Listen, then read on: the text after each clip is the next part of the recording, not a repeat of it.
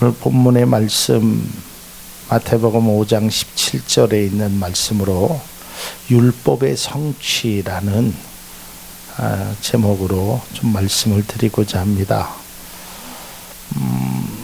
이 말씀은 조금은 좀 깊은 내용이 담겨져 있고요. 제가 가능한 좀 쉽게 표현으로 준비는 했는데 워낙 무거운 주제라 그래서 좀 우리가 좀 귀를 바짝 세워 드시고 마음의 문을 열으셔서 이 말씀을 함께 은혜를 좀 나누고자 합니다. 사실은 제가 처음에는 5장 17절에서 20절까지 말씀을 준비하다가 이 5장 17절만 가지고도 충분히 한 번의 설교를 할 수 있는 충분한 양이 되고 깊은 내용이 있어서 이 말씀으로 말씀을 나누고 다음 주에 그 뒤에 말씀을 이렇게 드리고자 합니다.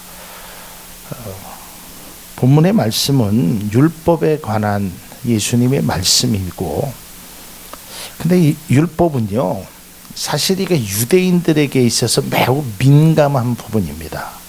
그러니까 이걸 잘못 건드리면은요 굉장히 큰 화를 일으켜서, 그러니까 굉장히 조심스러운 부분입니다.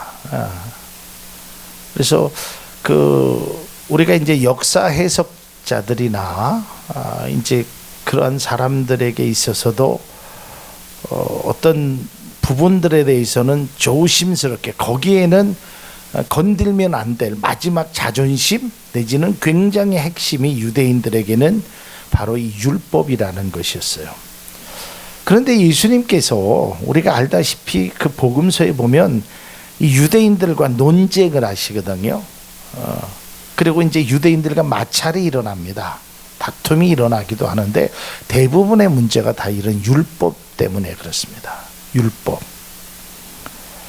요한복음 8장 5절에 보니까 제가 몇 구절을 좀 준비해 왔습니다. 모세는 율법에 이러한 여자를 돌로 치라 하였거니와 선생은 어떻게 말하겠나이까 그랬어요. 가늠한 여인을 데리고 와서 이제 율법에 관해서, 그래서 이거를 죽이라고 하면 뭐 율법적으로는 맞는 거지만 당신은 사랑을 얘기하면서 죽이라고 또 죽이지 말라고 하면 그 율법에 어긋난 거다. 이제 이 소위 말하면 예수님을 아주 어렵게 곤경에 빠뜨리기 위해서 이들이 갖고 온 겁니다.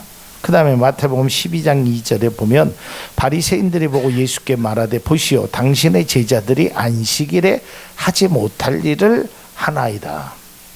유대인들에게 있어서 이 안식일은요 우리가 생각하는 것보다 훨씬 깊은 의미에, 그리고 거기에는 뭐 수정이나 보완 이런 거를 전혀 할 수 없는 완전한 것으로 그들은 생각했다는 것이죠.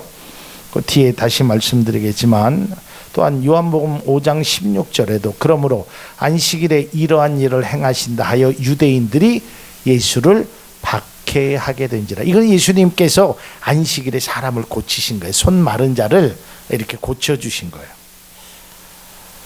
그러니까 이 안식일의 문제, 그러니까 다시 말해서 율법의 문제 때문에 예수님과 유대인들 사이에 강하게 이렇게 대립적인 부분들이 있단 말이에요. 그러니까 제가 정치적인 이야기를 뭐 여야 이런 거를 얘기하려고 하는 게 아니라 우리나라에서 특별히 여당과 야당이 갈라지는 이유에서 아주 민감한 부분이 뭐냐면 이제 저 북한과의 관계죠. 그걸 어떻게 할 건가에 따라서 여당과 야당이 굉장히 이제 서로 다 그 정도로 어떤 핵심적인 부분이, 이거는 양보할 수 없다. 내가 다른 거는 뭐 경제적인 부분이나 복지 부분은 양보할 수 있어도 이거는 양보할 수 없다. 또 뭐 그런 내용의 아주 어떤 핵심 중에 핵심이 바로 율법이었어요.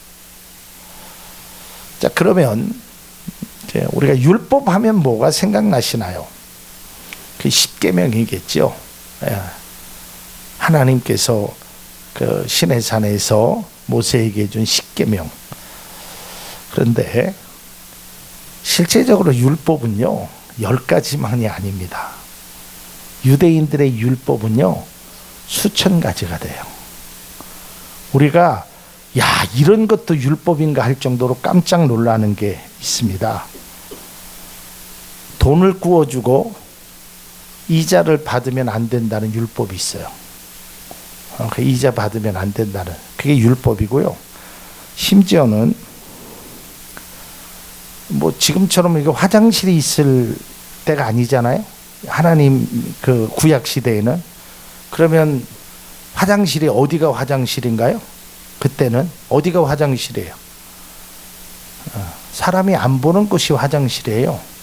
그렇지 않겠어요? 그냥 안 보는데 적당하게. 그런데 그것도 율법에 쓰여 있습니다. 네가 대변을 보러 갈 때 반드시 삽을 들고 가야 된다. 네가 싼 배설물을 이 땅에 묻어야 되니까. 이것도 율법에 적혀 있다니까. 그러니까 별의별 게 다 들어있어요. 그러니까 이외에도 뭐 무수히 많은 율법들이 기록되어 있단 말이에요. 예수님께서 사역하시는 동안 이러한 율법적인 것 때문에 유대인들과, 앞서도 말씀드렸지만 이제 여러 번 충돌한 모습을 누가 지켜봤냐면 제자들이 지켜봤어요. 여러분, 제자들도 유대인들입니다. 이방인이 아니에요.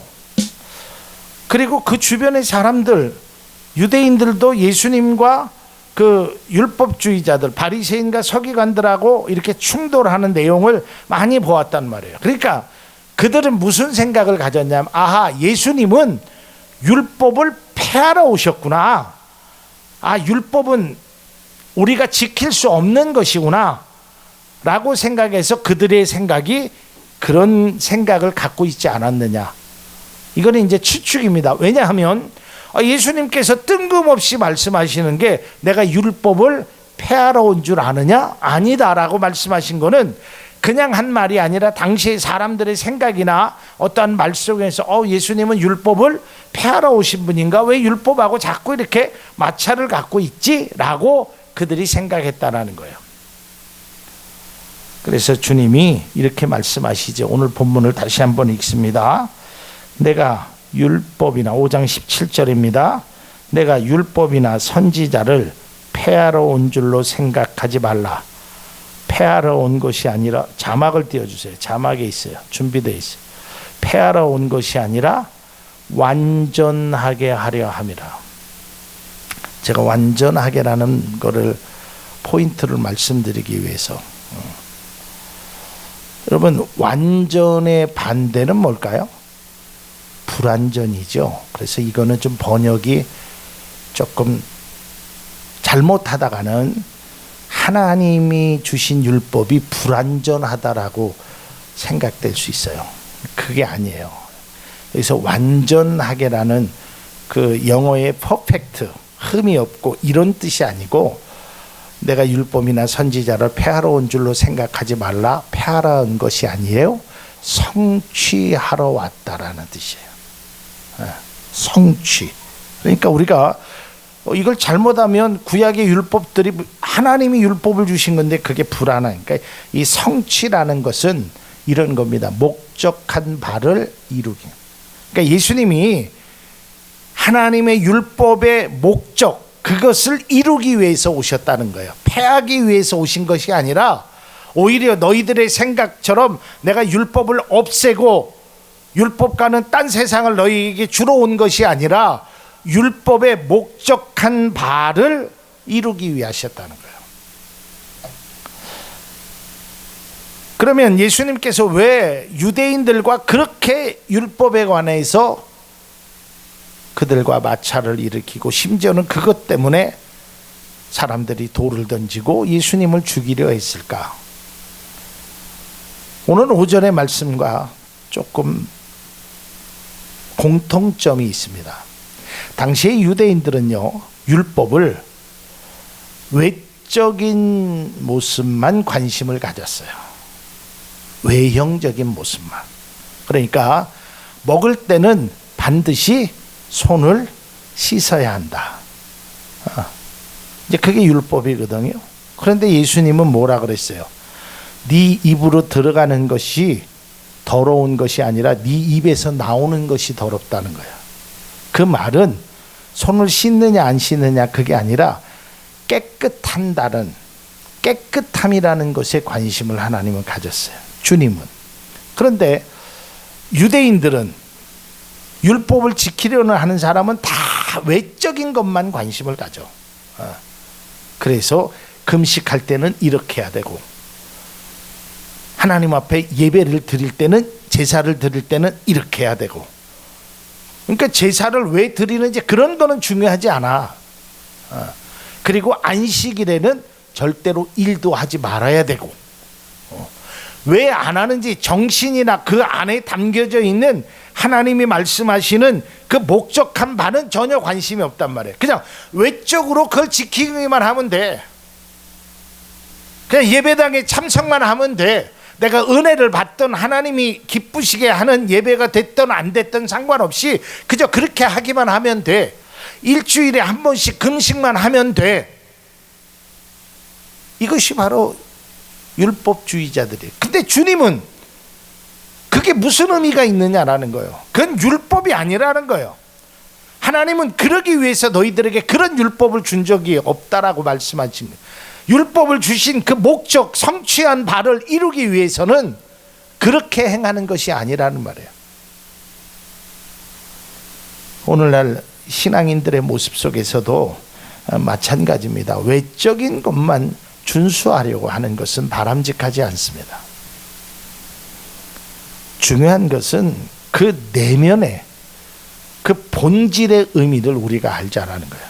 자, 성경을 좀 보겠습니다. 누가복음 6장 7절에서 9절까지입니다. 율법학자들과 바리새파 사람들은 예수를 고발할 구실을 찾으려고 예수가 안식일에 병을 고치는지 엿보고 있었다. 예수께서 그들의 생각을 아셨어요. 손이 오그라든 사람에게 말씀하셨다. 일어나서 가운데 서라.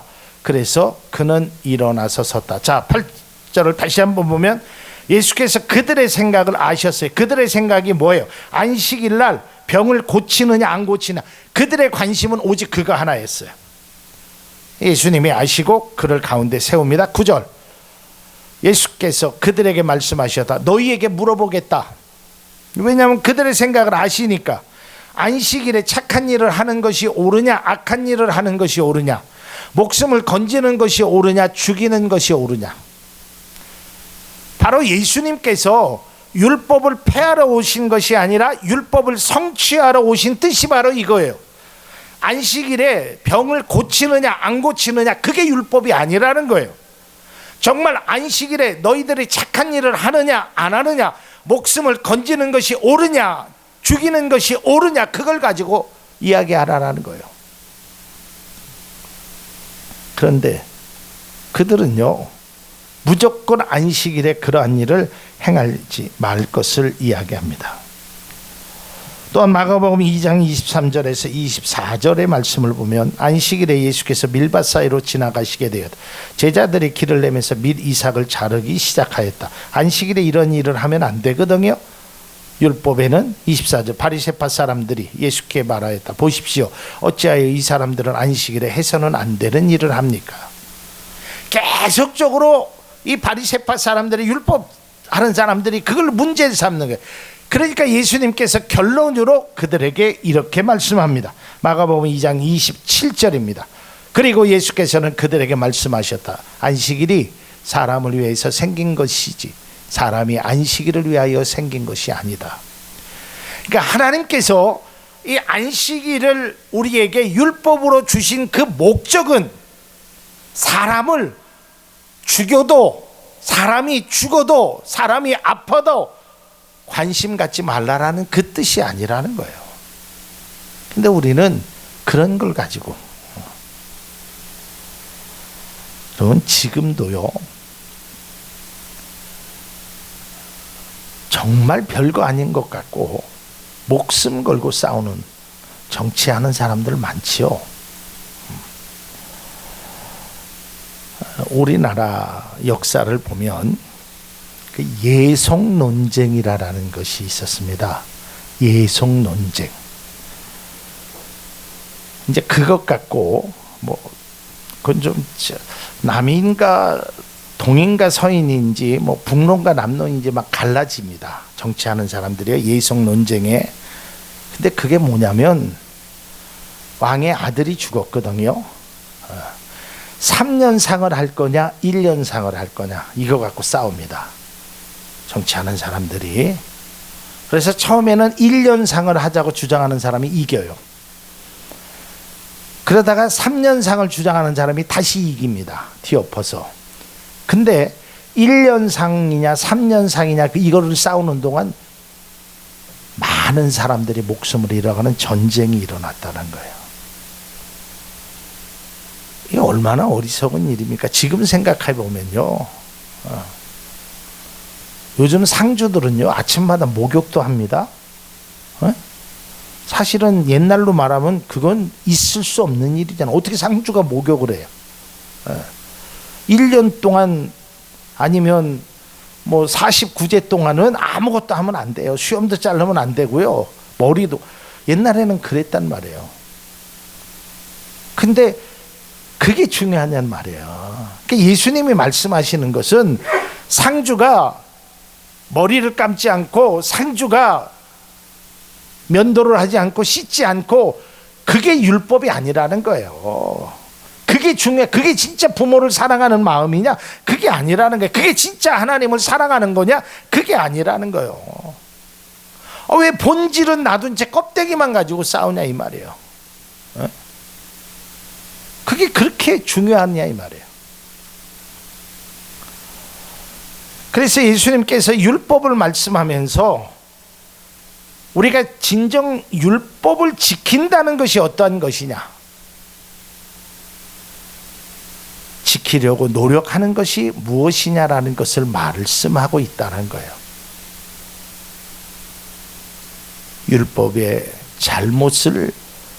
율법이 잘못된 거라고 주님이 말씀한 것이 아니에요. 그리고 예수님은 율법을 폐하러 오신 분도 아닙니다. 그러나 율법이 목적하는 바, 하나님께서 사람에게 율법을 주신 그 뜻을 알라라는 거예요. 그 속에는 하나님의 마음이 담겨져 있고요. 그 속에는 하나님의 사랑이 담겨져 있고요. 그 속에는 우리를 향하신 깊은 관심이 담겨져 있다라는 거예요. 근데 우리는 그 뜻을 모르니까, 그 뜻에 관해서 이해하지 못하니까 엉뚱한 일을, 엉뚱한 생각을 갖게 된다라는 거예요.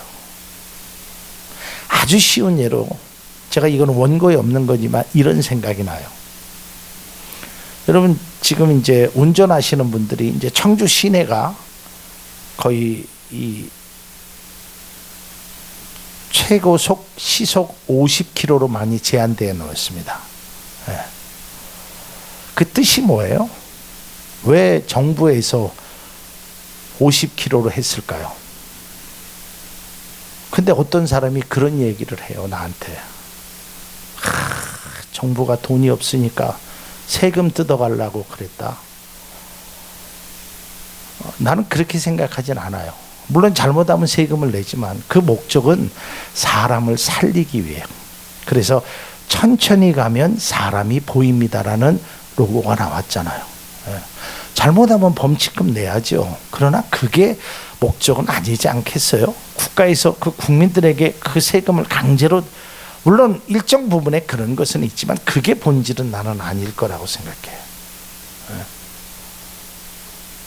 하나님께서 우리에게 율법을 주신 것은 우리를 얽매우게 하기 위해서, 우리를 고통을 주려고 아니에요.